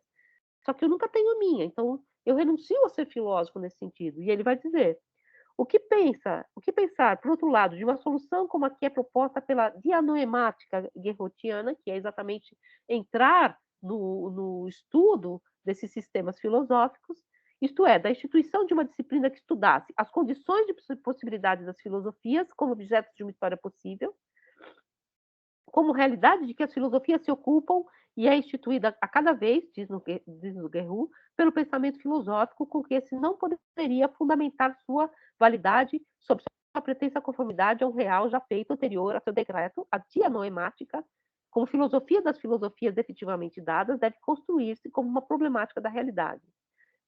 Ela definir-se-ia como ciência das condições de possibilidade das obras filosóficas. Então, vou entender como as obras filosóficas se construíram pela sua própria lógica. Ok. Ela definir-se-ia como a ciência dessas condições de possibilidade. Entretanto, se uma tal disciplina viesse efetivamente a constituir-se na medida em que não se transformasse numa nova concepção filosófica, porque se ela se transformar numa nova concepção filosófica, eu estou novamente num conflito de filosofias. E dogmática da história da filosofia, parece que não poderia ir além de uma análise descritiva, que é isso que a gente fez, e comparativa de formas de estrutura das filosofias conhecidas. Não se vê como o conflito das filosofias pudesse nela encontrar qualquer solução. Então, quer dizer assim, a dianoemática, a leitura estrutural do texto, se não se constitui numa outra filosofia, também só serve como uma espécie de material de análise. E eu vou ficar eternamente, nós filósofos ou filofilósofos, nessa concepção de que a gente analisa o texto do outro filósofo, a gente mostra como é que é a lógica interna do Kant, porque vocês sentiram o texto, né? Você fala assim, pô, mas eu só fico fazendo isso? Sim, a gente faz isso a maior parte do tempo, né? Analisando o texto do filósofo. Mas sim, como é que eu escolho uma posição? Né? Ou eu fico só, eu cito esse, cito aquele, mostro como esse funciona, mostro como aquele outro funciona, como material de análise e como ferramenta de leitura, é fundamental. Mas vai além disso? É um pouco a pergunta do Porchat. E se vai além disso, não se transforma numa outra filosofia, como a lógica formal, como a lógica de Frege, como a lógica de Russell, como a perspectiva semântica que suspende os compromissos ontológicos do Quine, mas que, na verdade, é uma outra filosofia? Não sei se soluciona. Então, é um pouco as contas que o Porchat faz à sua própria formação. Ele que foi formado pelo método estruturalista, e ele vai dizer aqui no final. O método estruturalista de interpretação estaria renunciando à sua isenção originária e convertendo-se ipso fato numa filosofia das estruturas, isto é, numa forma mais sutil e requintada de dogmatismo filosófico. Então, você tem a sua posição, você está pisando em algum lugar, você está pisando onde? Qual é a sua filosofia? Qual a lógica da sua filosofia? É o estruturalismo da leitura dos textos, né? Enfim. Então, ele vai dizer assim, então, como é que eu faço para não filosofar? Então, eu não vou filosofar mais. Então, eu não vou filosofar mais, porque as filosofias estão em conflito, e tem um conflito da filosofia. Ele já deu aqui um pouco a deixa do que ele vai sugerir, né? Ele se diz um cético. Inclusive, esse texto foi que é o texto da palestra, que foi publicado na revista Skepsis, que é de onde vocês têm o texto, tá? Mas ele foi republicado também num livro que chama Vida Comum e Ceticismo. Por isso que ele fala da vida comum. As filosofias, elas dão as costas à vida comum, à coinonia, né? à comunidade. Elas se formam como linguagens que excluem esse elemento da vida comum. E aí ele vai falar de vida comum e ceticismo. O ceticismo, que é uma perspectiva filosófica, é uma perspectiva filosófica que é capaz de voltar-se para o comum. Por quê? Porque não porque renuncia a ser filosofia, porque ele vai falar assim: "Então quer dizer que para voltar à vida comum eu tenho que renunciar a ser filósofo". E aí ele diz assim: "Então todo mundo filosofa, né, a ciência filosofa", isso acontece muito, sabia? A gente vê muito isso. Nas artes se fala de filosofia, escreve-se sobre filosofia, sobre o ser, sobre a essência, nas letras, na antropologia, só não filosofa na filosofia não pode. Se bem que o meu marido sempre falou isso, né, que o modo de você nunca mais escrever poesia ou literatura é fazer letras, né. Senão você fica se sentindo tão burro, assim, tão: "Ai, não". Eh, mas enfim, então se filosofa em todo lugar, só não se filosofa na filosofia. Porque na filosofia a gente cuida das estruturas, a gente analisa, a gente é técnico, a gente disseca. E aí ele diz assim, que mais ou menos a gente tem que citar Aristóteles, né, ele diz assim: se deve filosofar, deve-se filosofar. E se não se deve filosofar, deve-se filosofar, né. De todos os modos, portanto, se deve filosofar, porque você filosofa dizendo que você não filosofa, né.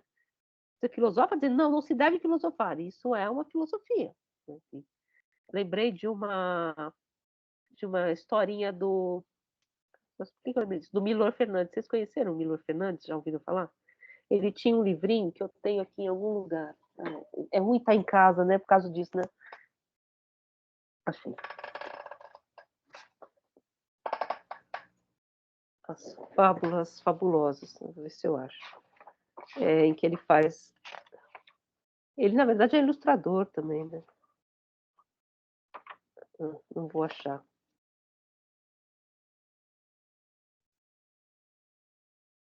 Vou ficar procurando a coisa aqui, mas rapidinho, gente, rapidinho. Os gatos, né.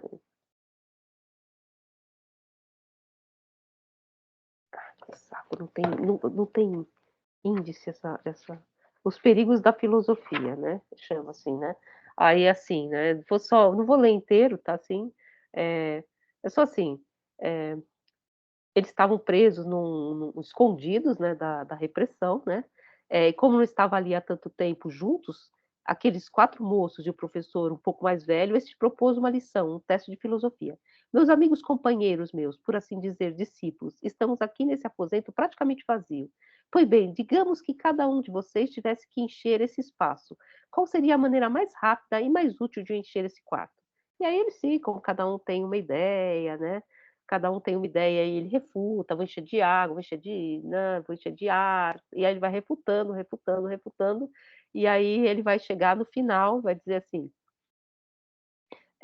Ivan, o mais bem dotado de todos, respondeu docemente, da maneira mais simples e mais rápida, da única maneira verdadeiramente útil, porque poderia aproveitar o espaço. Dirigiu-se até a parede, girou o comutador e o aposento encheu-se de luz. Admirável, correto, perfeito, disse o professor. Realmente, ninguém pode viver sem luz. A luz é o que alimenta o mundo, a luz é o que torna possível a saúde e a reprodução da espécie, sem falar na simbologia, pois a luz representa o que há de mais. Três pontinhos. Porém, antes que ele acabasse de falar, a polícia, que estava vigiando o edifício há vários dias, vendo que havia luz na janela, invadiu o aparelho e prendeu todo mundo. Moral da história: quem está na merda não filosofa. Fofinho, né? Dicas para leitura, né. Então, isso aí então, mas aí o que que ele diz assim: "Então, que só quem está na merda não filosofa". Mas é que ele diz assim: "Você filosofa até quando você não filosofa, né, então você vai filosofar, né, enfim, essas coisas todas".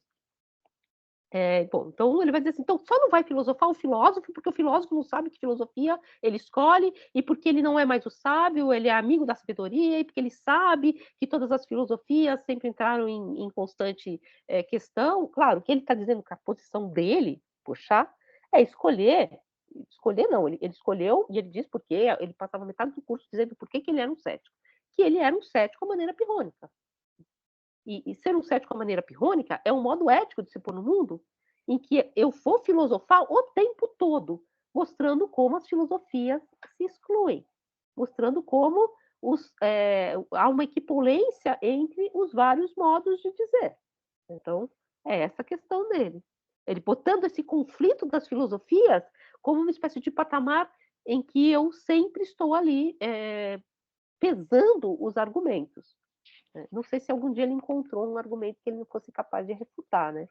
Porque é essa questão, se você acha um argumento irrefutável, como Descartes, penso, logo existo, ele achou um argumento irrefutável, acendeu a luz e aí prendeu todo mundo. Não, mas ele achou um argumento irrefutável, em que aí você tem, portanto, uma pedra de toque a partir da qual você pode construir alguma coisa, que é exatamente quando cessa a dúvida metódica do Descartes. Penso, logo existo.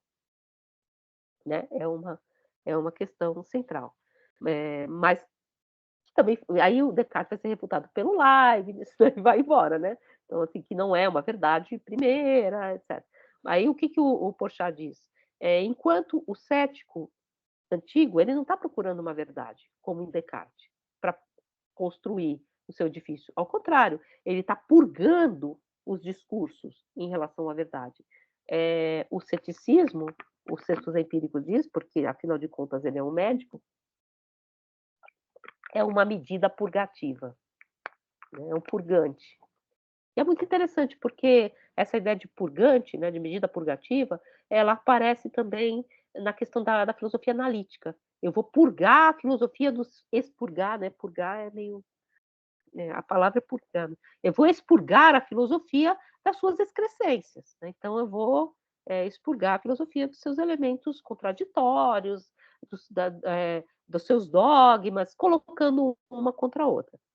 Então, ele, na verdade, termina dizendo que é muito difícil se colocar fora da filosofia, aquele papel do homem supra-histórico, né, que olha tudo com nojo. Ele vai dizer que você vai olhar todo mundo filosofando, todo mundo se encantando pelo Logos, e você lá, blasé, não, isso aí é tudo filosofia. Não, eu só faço filosofia, eu sou só um técnico da filosofia. E aí ele vai dizer, no finalzinho, temor de que as sublimes aventuras do discurso filosófico não sejam mais que exemplos particulares das infinitas combinações possíveis de um prodigioso jogo de palavras. Então, esse é o grande medo. Você tem medo das palavras? O jogo em que os filósofos brincam com as palavras, o Logos com os filósofos. Continuará a ouvir os apelos do Logos, mas não mais lhes responderá. Recusará doravante a servidão antiga, embora sinta a nostalgia dos jogos de filosofia em que tanto se deleitara, e olhará com compreensão os que não podem seguir o seu exemplo, presos nas delícias de seu cativeiro inconsciente, porque o Logos, como diria Gorgias, é um grande senhor, é um grande soberano, né, que é uma das traduções, é um grande senhor. Então, um pouco isso, assim, então tá, você pode dizer que você não quer mais filosofar, que você vai só ler filosofia de maneira técnica, isso aqui é só trabalho, tá, ok. Então, só você não filosofa. Todas as outras pessoas, e nesse sentido de que, um pouco heideggeriano, ele está aqui citando Heidegger várias vezes, de que, de algum modo, a filosofia ela não é um saber especializado, mas um saber de todo o homem, né? Todo homem é movido pela filosofia, ou seja, há uma filosofia em todo lugar, menos entre os filósofos, porque os filósofos recusam exatamente esse patamar de se enganar pelo logos. É uma perspectiva que ele põe, né? Suspendendo todas as outras, claro que a perspectiva dele é a cética, e aqui ele está defendendo a perspectiva dele, que é essa perspectiva do cestus empírico, desse ceticismo grego. Mas essa é um pouco a questão que ele põe desse conflito das filosofias, que faz uma referência não clara, porque, claro, nem sei se um texto não é anterior ao outro, mas faz uma referência a um problema que o Quine também põe. Como é que eu escolho uma dimensão filosófica, entre aspas, né, entre os vários sistemas que se digladiam? E todos eles se põem, a princípio, como dogmas, como verdades, como formas de dizer o verdadeiro, como formas de dizer, falando a linguagem do Quine, tudo o que há, né? Todas as formas de dizer o que há dizem tudo o que há. Como suspender essas ontologias se não traduzindo uma na outra? Aí o Porchat diz, também não vale traduzi-las na lógica de Frege, porque você está traduzindo essas filosofias numa outra também. Né? Então não vale essa posição do Quine. Ele suspende essa posição do Quine, na verdade, porque ele diz que esse compromisso ontológico que o Quine acha que está colocado de lado exatamente por um compromisso lógico, também é um compromisso filosófico. Ele suspende, inclusive, a metodologia estrutural, que se põe como uma espécie de neutralidade de leitura. Eu leio a lógica interna, a dianoemática do próprio texto, ou seja, como esse texto se constrói e as suas condições de possibilidade. Você faz isso mesmo ou você constrói uma outra perspectiva filosófica na qual você traduz todos os textos e, portanto, a verdade estaria dada a partir dessa tradutibilidade? E se não é isso, o que é essa perspectiva estrutural, se não apenas uma caixa de ferramentas? E faz com que nós deixemos de ser filósofos. Isso é uma questão que talvez hoje em dia não faça muito sentido, mas fez muito sentido para a própria construção da filosofia no Brasil, e eu acho que talvez vocês vão ouvir isso no curso. Por muito tempo, para que a filosofia tivesse um caráter especializado e ela escapasse ao impressionismo, e ela fosse considerada ciência, num certo sentido, porque filósofos, como eu disse lá no começo do curso para vocês, eram também um pouco literatos, né? Bons ou maus, eles eram um pouco misturados com a retórica, você não tinha um rigor filosófico, né? Esse rigor filosófico se constrói com a universidade e com esse saber especializado em torno da filosofia. Então você vai usar uma linguagem especializada, você vai usar uma linguagem que é a mesma linguagem que se usa em outras universidades do mundo, você vai conversar com essas universidades, o que não acontecia antes, porque você escrevia textos de filosofia, entre aspas, mas que eram um pouco, entre aspas, também impressionista, tal, então, tanto que eu citei para vocês lá no começo do curso, lá naquele vídeo, a polêmica aí do Antônio Cândido falando com o Oswald de Andrade que queria entrar na cadeira de filosofia da universidade e escreve um tratado sobre Matriarcado de Pindorama, escreve também sobre o messianismo e tal, mas o que o Antônio Cândido lendo, ele, um homem técnico, um homem da universidade, né, o Antônio Cândido, que era, na verdade, sociólogo, ele percebe que aquele texto, por mais genial que seja, não é um texto tecnicamente acadêmico.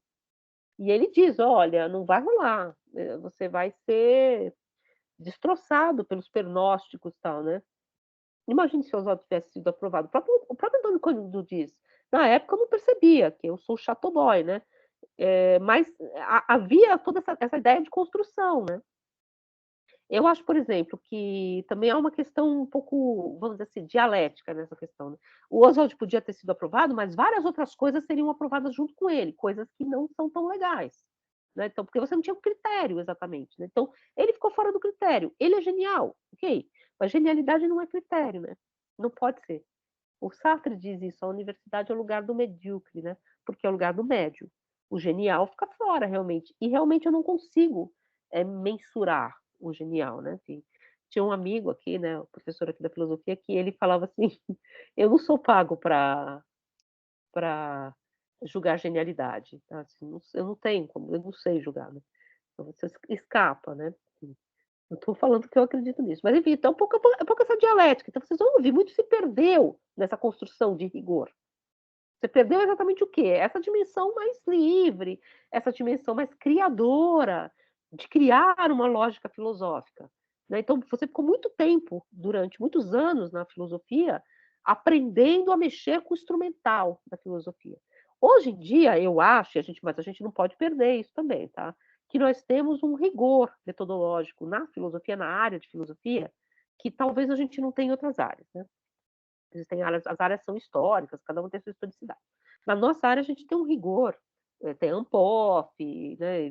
Você vai ouvir conversas de filósofos, geralmente são muito especializadas, elas, elas não fazem a gente passar vergonha, entre mil aspas, se você tiver filósofos de outros países, porque eles percebem que a gente está entendendo a questão, porque o problema é aquele, a pessoa está falando de dialética, você nem sabe do que ela está falando, você fala outra coisa, né?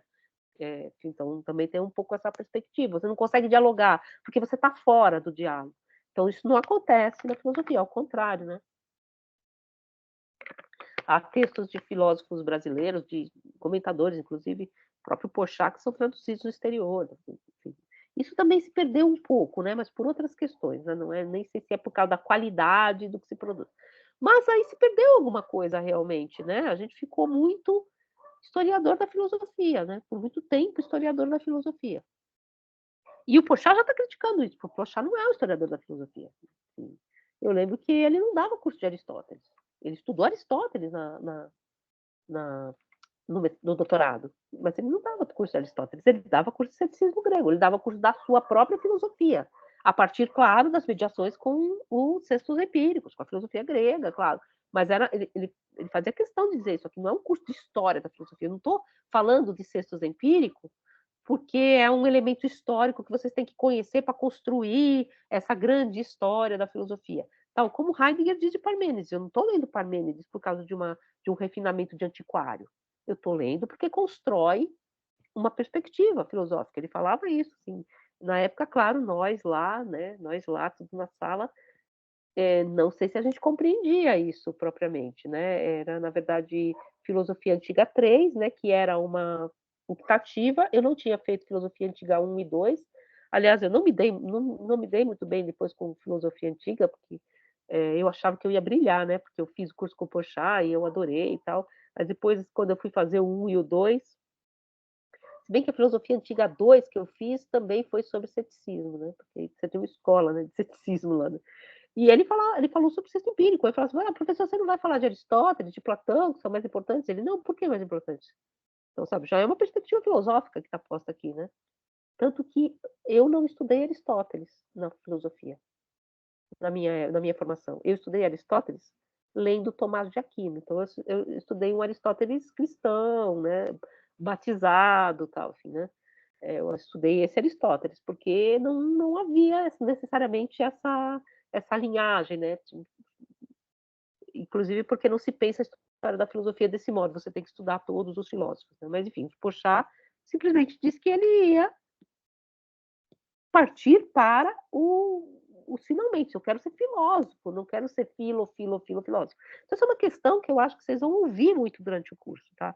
Por isso que eu acho que é interessante também trazer o Porchat.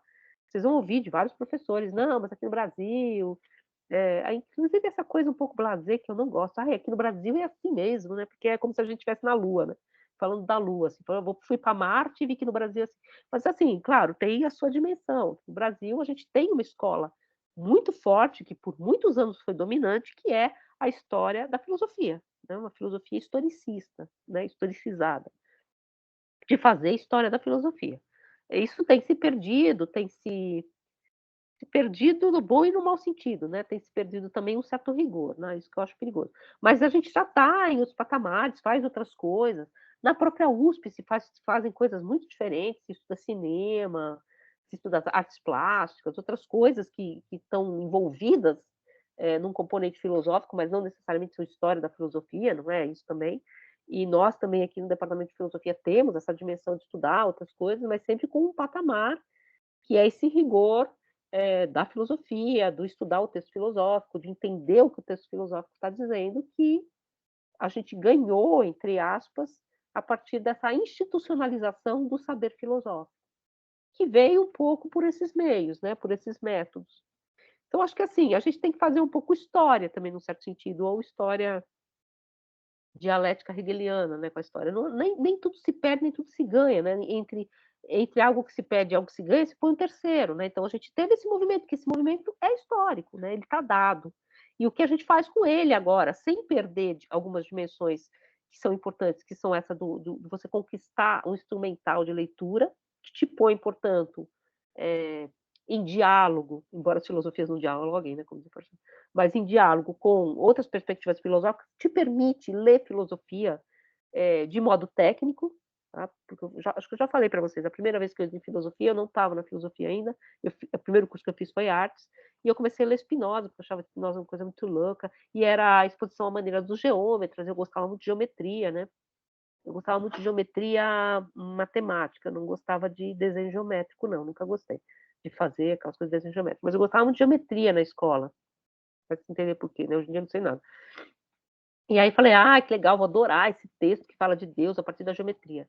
Cara, as primeiras coisas lá, Deus é a única substância. Do que você está falando? Eu não sabia. Porque, assim, né, não, é, por, que substância? Substância, eu tinha feito química, eu tinha estudado química, né? Estava vindo do colegial, né? Colegial, ótimo, não sei a idade, mas estava vindo do ensino médio, química, você tem as substâncias, substância composta. Por que aquilo para mim não fazia sentido? Porque eu não tinha primeiro, claro, você tem que ter todo um instrumental técnico para entender os termos, mas também o como você lê. Então eu ficava lendo aquilo, ficava voando, sabe, assim, voando mesmo. Uma frase atrás da outra, uma não fazia sentido, né, então você precisa de uma espécie de cabedal instrumental que te faz entrar. Eu posso nunca ler aqui no curso Spinoza, mas com certeza quando você chegar no final do curso ou no meio do curso, você tem os instrumentos para não fazer que nem eu, né, que ficava voando, assim. Depois eu tentei ler Santo Agostinho. Santo Agostinho foi mais fácil, porque, né, ele era as Confissões, mas eu li como se lê um romance, né, assim, a vida de Agostinho, tal, as coisas mais filosóficas eu saía voando também, assim, né. Porque você não é capaz de ler o argumento. Você não sabe que é isso que tem que ler. Você vai lendo como você lê outras estruturas. Aí você aprende a ler tecnicamente e isso te permite a ler todas as obras que se dizem filosofia, né? Porque você sabe o porquê aquilo está colocado daquele jeito. Inclusive aquelas que negam a estrutura tradicional da argumentação lógica da filosofia, porque você sabe que ela está negando. Então você se põe um pouco nessa comunidade de diálogo. É um pouco isso que é esse curso e esses 2 cursos que vocês estão fazendo, porque eu acho que a Cecília também está indo muito por esse lado, imagino, né, porque a gente conversou um pouco no começo do ano, mas estamos, né, todo mundo a gente não se vê, tal, é meio complicado, que é exatamente dar para vocês esse chão, para vocês entenderem o que que é ler filosofia depois, tá. O que que é ler, filosoficamente.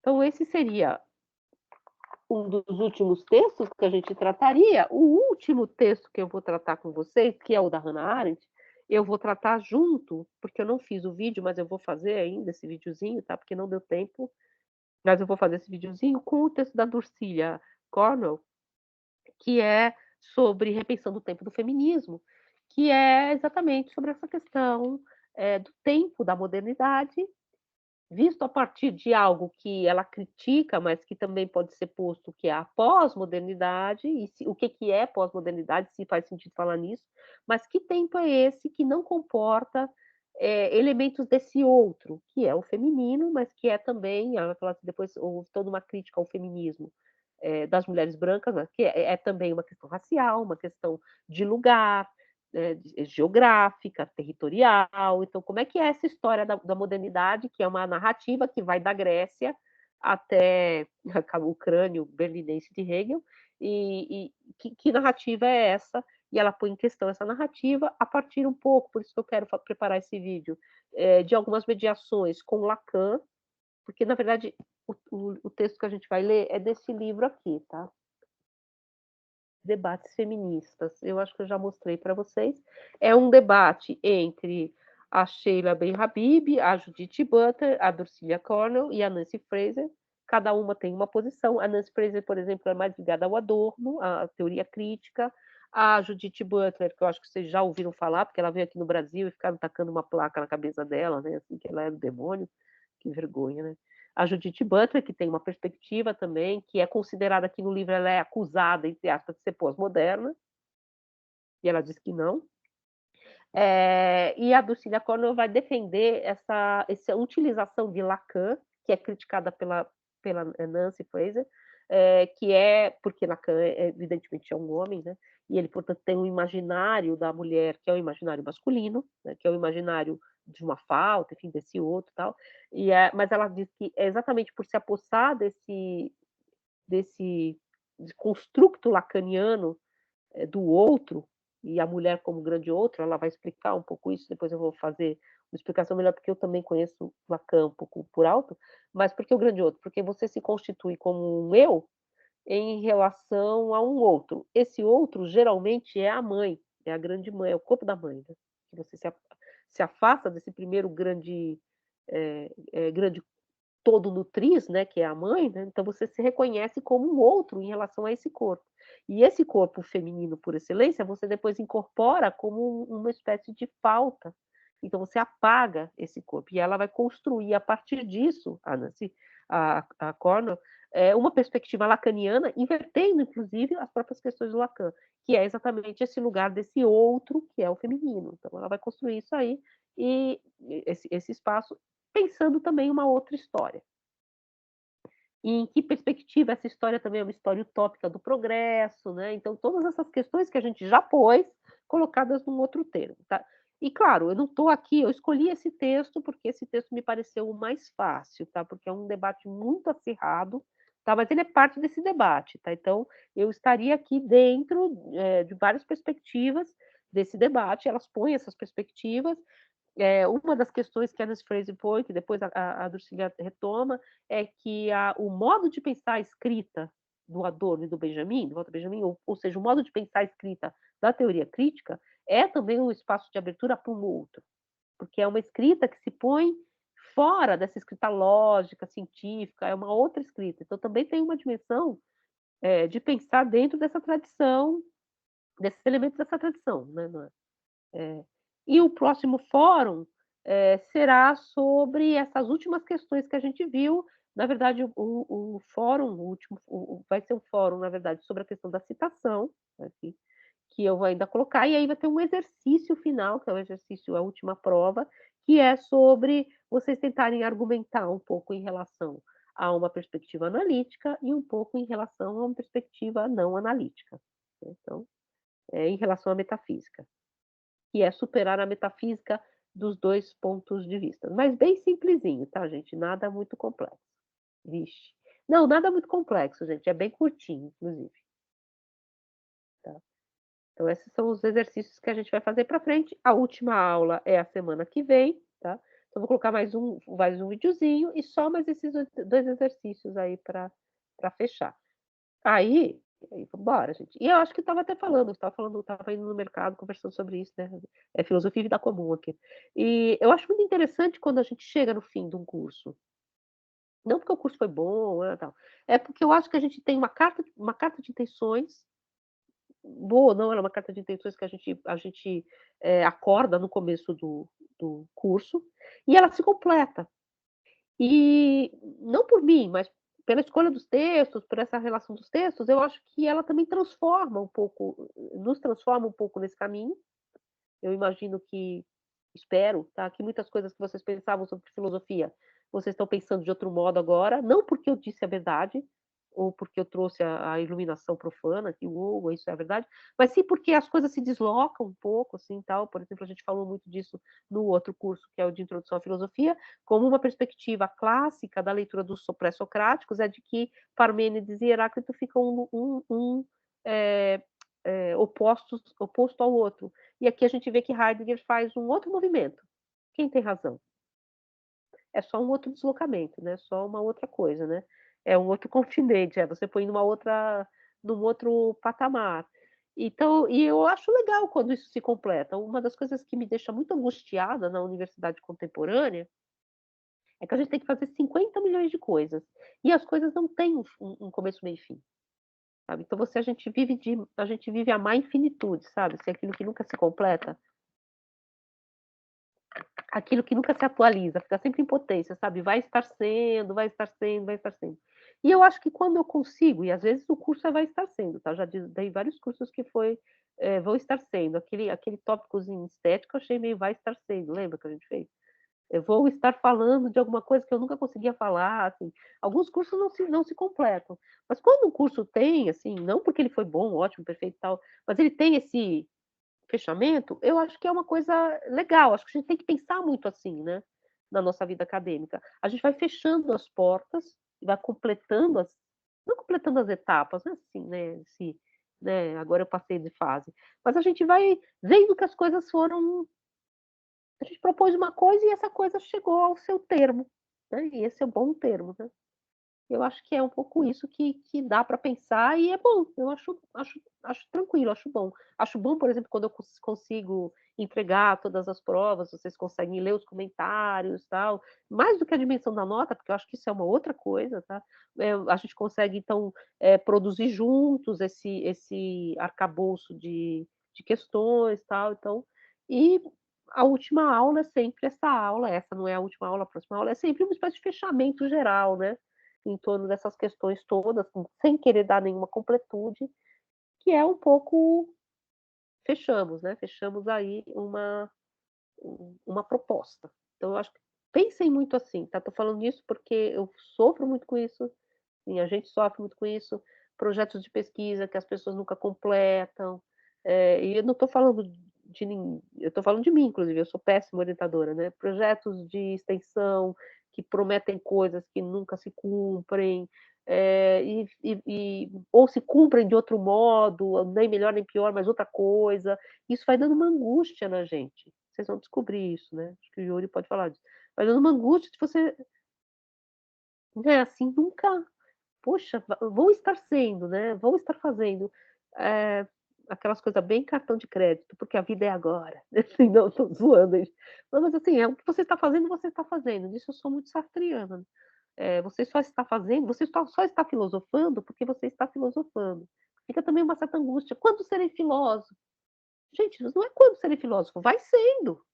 Vai estudando, né, assim, onde você chegar, chegou, né, então e vai fechando esses processos, né, não fica assim, nessa angústia. E era isso aí, só papo de autoajuda, né, autoajuda básica de final de semestre, mas acho que isso ajuda muito a pensar, né, o próximo curso, aí vocês vão ter esses cursos que vocês vão fazer antiga, né, vocês vão ver que eu conheço muito bem o currículo, né, assim, agora eu não vou conhecer mais porque o currículo mudou, mas eu conhecia muito bem porque eu fiz parte muito da implementação, não fui eu que escrevi esse currículo não, não é culpa minha, mas eu fiz muito parte da implementação, então eu conheço ele muito bem, inclusive conheço muitos professores, porque eu fui coordenadora na época que esse currículo se consolidou, então eu conheço muito bem os professores, então eu sei um pouco o que que vai acontecer o semestre que vem. Exatamente, né, quais são os professores, quais são as dimensões. Então eu construo esse curso como uma prévia, exatamente do que vocês vão ver, tá. Claro, eu não conheço lógica, né, não sou lógica, mas eu sei que vocês vão entender um pouco o que é lógica, a lógica da lógica, tá, que eu quis falar, né. "Professora, é sempre muito boa as suas aulas, a noção que eu precisava dos textos em português, leio em português". É, sei lá, espero que sim, né. E é muito bom ler em português, né, vocês viram o texto do Porchat, se vocês forem ler de novo, é muito bom isso, porque leiam o texto dele também como escrever um texto, né, assim. Tudo bem, não tem conclusão? Não, hoje em dia se ele mandasse esse texto para uma revista era capaz de ser recusado, não tem conclusão.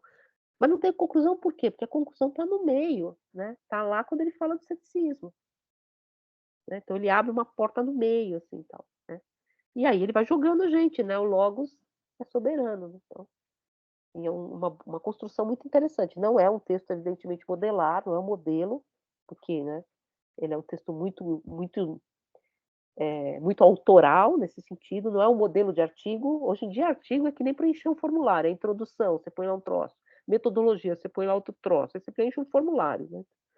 Nessa época eles eram felizes e não sabiam.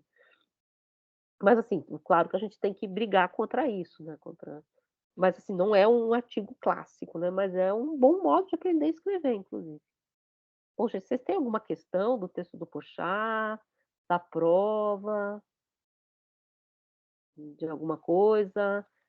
Nós, então, vou aqui fechar, só falar, então vou falar para gravar, porque é legal gravar, né. A gente está indo uma alta mobilização para que haja PIBID e haja residência pedagógica nos semestres vindouros, para que vocês possam ter a chance de participar dessa dessa perspectiva de trabalhar na escola, muito embora eu tenha um pouco a frustração que eu falei aqui para vocês, porque o PIBID é um desses projetos que você abre uma porta, uma janela, depois abre um escotilha, e nunca consegue muito porque são muitos agentes, né, então sai um pouco da sua mão, talvez eu seja muito controladora, né.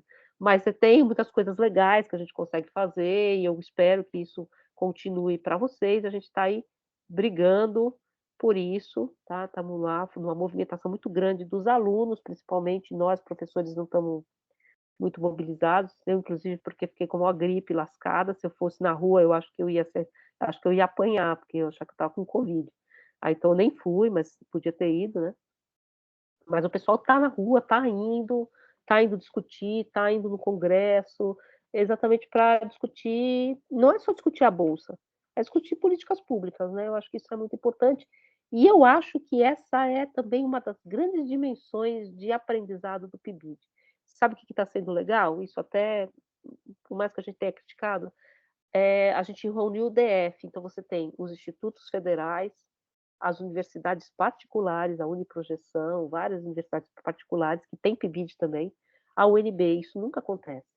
Todo mundo lá, porque a nossa dimensão não é mais qual é a universidade e qual é a instância, é que nós queremos que o projeto continue. Então, está sendo bem legal.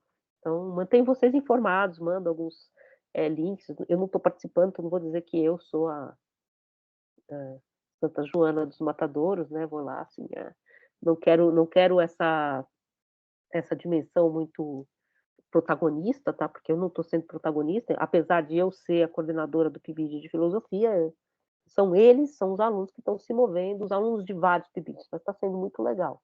E eu acho que eles estão aprendendo muito, né? Aprende como funciona o congresso, como se vota um orçamento. Acho isso muito importante também, né? Porque a gente às vezes critica muito, e é importante criticar, óbvio, mas ficar mandando meme, criticando, assim, eu acho engraçado, mas assim, criticando o governo, os governos, né? Esse principalmente, mas todos.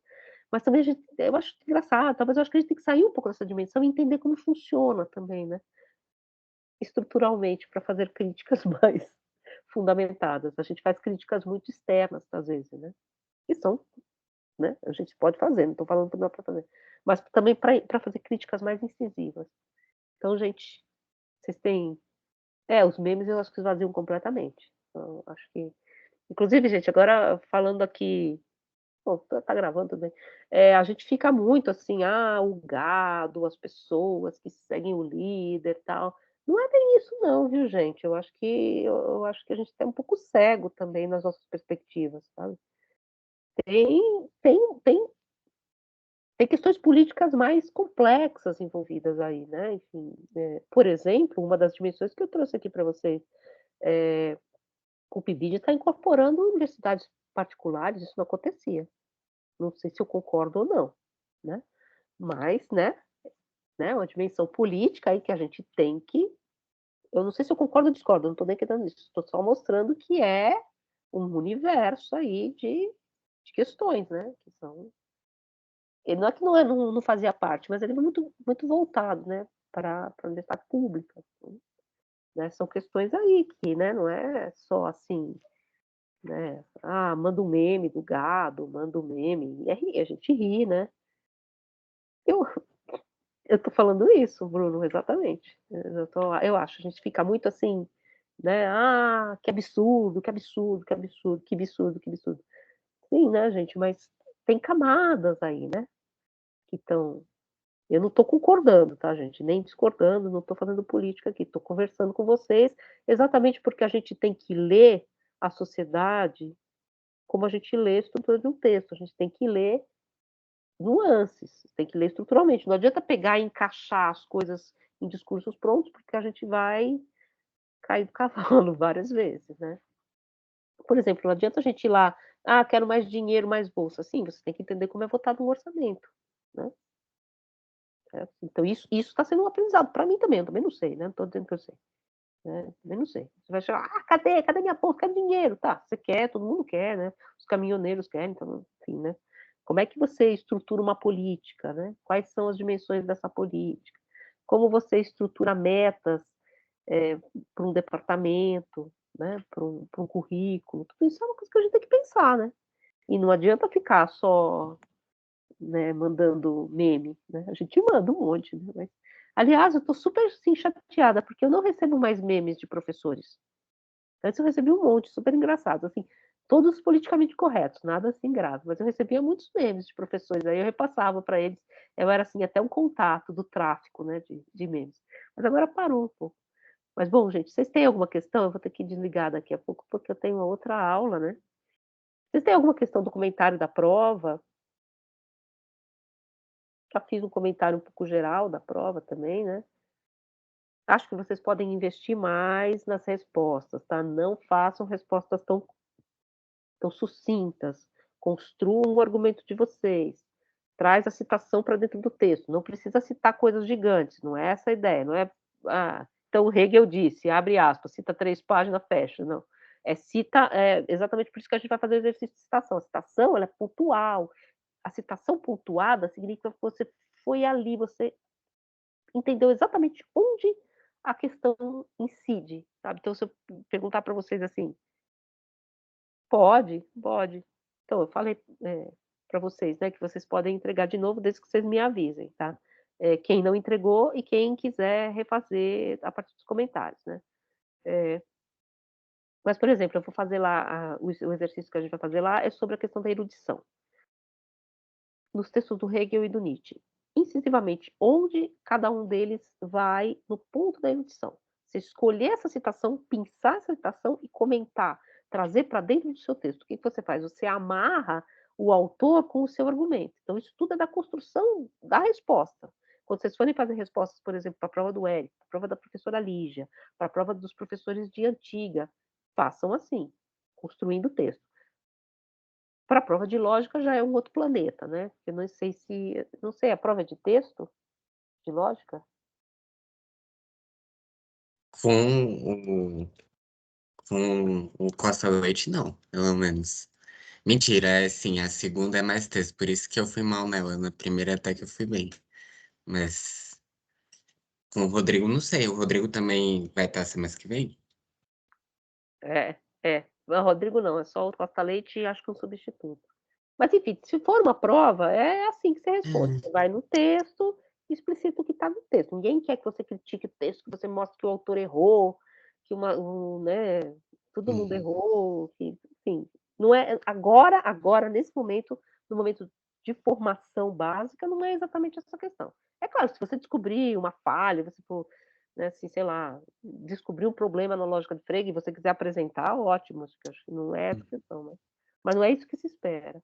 Eu acho que É. até tem uns professores que fazem umas questões assim da prova que você não consegue responder se você não falar tudo, né? Você não consegue fazer um recorte, porque uma coisa vai trazendo a outra. Uma vai trazendo a Então, outra.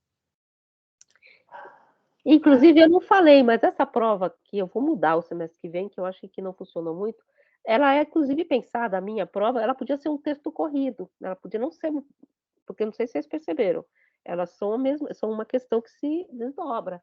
Ela podia ser um texto corrido que vocês estivessem falando de filosofia e história a partir desses autores, então vocês ligavam uma coisa à outra. Mas eu não falei então.